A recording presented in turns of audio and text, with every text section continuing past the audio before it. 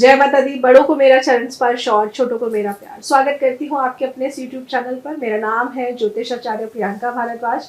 मैं एक जन्म कुंडली विशेषज्ञ हूँ। मैं जन्म कुंडली देखकर आपको आपका पास्ट, प्रेजेंट और फ्यूचर बताती हूँ।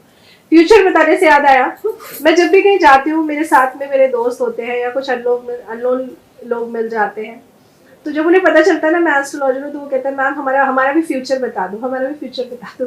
तो आज ना मैं आप लोगों को एक बात कहूंगी, फ्यूचर की चिंता मत करिए, क्योंकि फ्यूचर आपका कंप्लीटली डिपेंड करता है आपके प्रेजेंट पर। तो अगर आप किसी एस्ट्रोलॉजर से मिलते हैं ना, तो जो भी अच्छा एस्ट्रोलॉजर होगा वो आपको पास्ट में क्या क्या घटनाएं हुई हैं या आपके साथ चीजें कैसी रही होंगी वो सब आपको बता देगा। तो आप अपने प्रेजेंट को सुधारिए। प्रेजेंट यानी कि आपका आज, आप आज को सुधार लेंगे ना तो आपका फ्यूचर अपने आप ही बढ़िया है। फ्यूचर का मत सोचिए कि आज आपके पास कुछ नहीं है, फ्यूचर में आप करोड़पति बनेंगे या नहीं, ऐसा नहीं होगा। तो बस इस चीज का ध्यान रखिए। तो आइए शुरुआत करते हैं मिथुन राशि वालों के लिए मार्च का महीना क्या लेकर आया है। मार्च के मंथ में क्या क्या खास होने वाला है आप सबके लिए। तो सूर्य, शुक्र और बुध ग्रह क्योंकि अनुकूल स्थिति में है, तो ऐसे में इस मंथ का जो बीच का हिस्सा यानी कि 15 तारीख के बाद का हिस्सा रहेगा, मिथुन राशि वालों के लोगों के लिए बहुत ही अच्छा परिणाम लेकर आया है।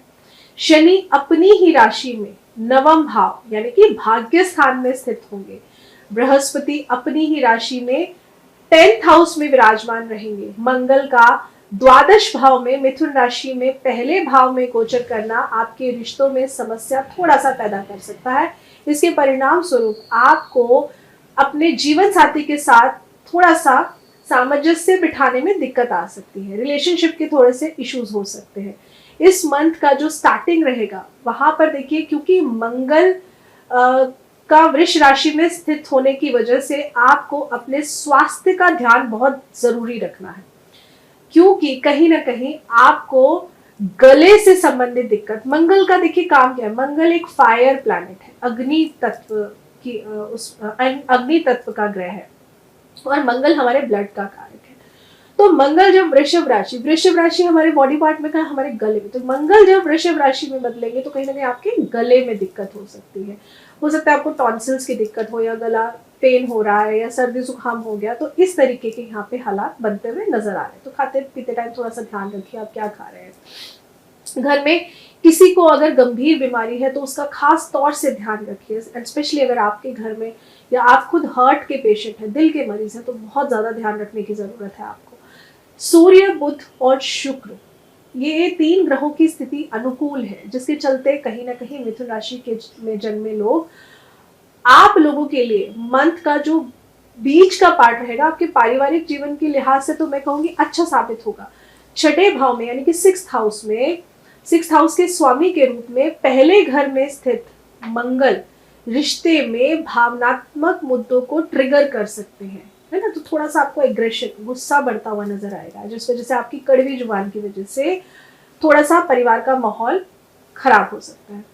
इसी वजह से परिवार की खुशी थोड़ा सा प्रभावित होते हुए नजर आ रही है, तो गुस्सा मत करिए। परिवार में अननेसेसरी की अवांछित, मतलब जो हमें नहीं चाहिए, गलत फहमी होने की बहुत ज्यादा संभावनाएं दिख रही हैं। लेकिन दशम भाव में बृहस्पति की स्थिति परिवार में समस्याओं को समाप्त कर सकती है, इसलिए घबराइए मत। अगर आप नया घर लेने का सोच रहे हैं लेकिन कुछ समय से अटके पड़े हैं, तो इस मंथ में कहीं ना कहीं आपको हम आगे बढ़ते हुए देख सकते हैं। इसके लिए बैंक से लोन लेने का भी अगर आपने सोचा था तो थोड़ी बहुत अड़चनें जरूर आएंगी आपके लिए, लेकिन आपका काम बन जाएगा। मैं ये बोलूंगी थोड़ा बहुत आप रेमेडीज करिए, उपाय करिए, चीजें सेटल हो जाएंगी। ये मैं इसलिए बोल रही हूँ कि हो सकता है एक बार में ना हो इजीली, दूसरी बार में ना हो, तो हारिए मत, हिम्मत मत हारिएगा। समाधान आपका इसी मंथ हो जाएगा। मंथ के लास्ट में घर का माहौल भी अच्छा बन जाएगा, क्योंकि स्टार्टिंग में पीरियड अच्छा नहीं, बीच में थोड़ा सा ठीक, फिर लास्ट में चीजें बेटर हो जाएगी, सॉर्ट आउट हो जाएंगी। बस जो ध्यान रखना है ना आपको, 6ठा घर मैंने कहा रोग, कर्जा, बीमारी, तो इस घर में क्योंकि ये घर आपकी छवि लोगों पर बिगाड़ सकती है, तो अपनी छवि को, अपनी इमेज को पॉजिटिव बनाकर चलिए, सकारात्मक बनाकर चलिए। आपके न्यू न्यू फ्रेंड्स भी बनेंगे। नौकरी करते हैं तो ये मंथ बहुत ही सामान्य रहने वाला है तथा कोई भी समस्या आपको नहीं देखने को मिलेगी अगर आप अपनी जुबान को कंट्रोल करके चले।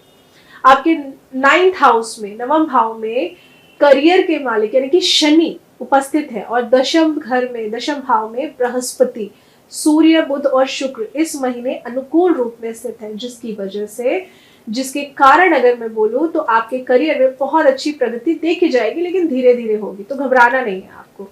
ग्रहों की जो भी चीजें मैंने आपको बोली है, स्थिति सामंजस्य रूप से सही होने के कारण आपके कार्य में प्रदर्शन दिखाने में आप सक्षम हो सकते हैं और कड़ी मेहनत के कारण पदोन्नति भी आपको डेफिनेटली मिलते नजर आ रही है। लेकिन 10वें घर में बृहस्पति की स्थिति आपको कहीं ना कहीं थोड़ी बहुत असफलता दिलाएगी, मतलब अड़चने आएंगी, रुकेंगी। 10वें घर का बृहस्पति आप ऐसे समझ लीजिए, सूर्य बुध साथ में, तो आप जितना दया भाव दिखाएंगे ना लोगों को, लोग आपको उतना ही पागल समझेंगे। तो जब तक आपसे कोई मदद ना मांगे ना, आप उस आगे से हेल्पिंग हैंड मत दीजिए, नहीं तो आपके हेल्पिंग हैंड की कोई भी जरा सी भी अच्छाई नहीं करेगा। लोग ये सोचेंगे पता नहीं आपका क्या बेनिफिट है जिसलिए आप बिना बोले ही मदद कर रहे हैं। तो इस बात का ध्यान रखिए। अचानक से आपके जॉब में भी थोड़े बहुत चेंजेस देखने को मिल सकते हैं। हो सकता है आपका ट्रांसफर हो जाए, या हो सकता है आपको ऑफिस से कुछ इस तरीके की बात सुनने को मिल जाए कि भाई you have to look for somewhere else. तो घबराइएगा, अपने जन्म कुंडली के अकॉर्डिंग उपाय करते रहिए। लेकिन दशम भाव में बृहस्पति की स्थिति के चलते आपको अचानक नौकरी बदलने का सामना करना पड़ेगा, ये मैं आपको श्योरिटी से बोल रही हूँ। तो इसके लिए घबराना नहीं है। अगर आप बिजनेस कर रहे हैं तो आप इस मंथ के 12 तारीख के बाद में मैं कहूँगी आपको अच्छा खासा मुनाफा मिल सकता है।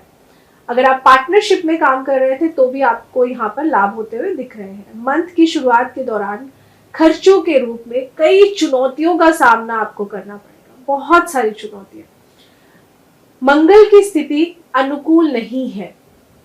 आपकी चंद्र राशि के संबंध में पहले घर में मंगल आपको आपकी इच्छा अनुसार फल नहीं दे रहा है, जिसमें आप देखेंगे कि परेशानियां आ रही हैं, जिसकी वजह से आपके खर्चे बढ़ जाएंगे। आप देखेंगे कि खर्चों का सामना आपको ज्यादा करना पड़ रहा है। केतु का पंचम भाव में होने की वजह से, केतु बच्चों का कारक है, तो थोड़ा सा आपके बच्चों का भी स्वास्थ्य यहाँ पर खराब होता हुआ नजर आ रहा है। बच्चों के स्वास्थ्य के ऊपर अधिक धन खर्च हो सकता है। इसके अलावा दशम भाव में बृहस्पति की स्थिति आपको मतलब आपके मन के विरुद्ध तरीके से पैसा खर्च करने का कारण बन सकती है। आप चाहते नहीं है खर्च करना, फिर भी करना पड़ेगा। इसकी वजह से आपको हो सकता है कि कर्जा भी लेना पड़े। तो खर्चों को बहुत सोच समझ के करिए। जो जरूरी खर्चे हैं उन्हीं को खर्च करिए, उन्हीं पे पैसा खर्च करिए।